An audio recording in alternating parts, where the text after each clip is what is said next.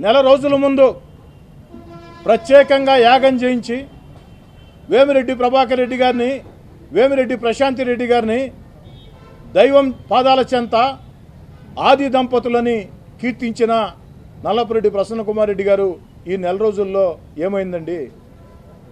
వేమిరెడ్డి ప్రశాంతి గారు తెలుగుదేశం పార్టీ అభ్యర్థిగా పోటీ చేయటం నేరమా?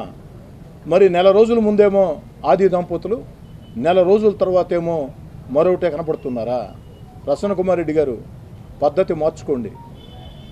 మీకు చెల్లెలు వరుస అయ్యే వేమిరెడ్డి ప్రశాంతి రెడ్డి గారి గురించి ఉచ్చ నీచాలు మరిచి మాట్లాడుతున్నటువంటి మాటలు ప్రజలు అసహించుకుంటూ ఉన్నారు, చేదరించుకుంటూ ఉన్నారు.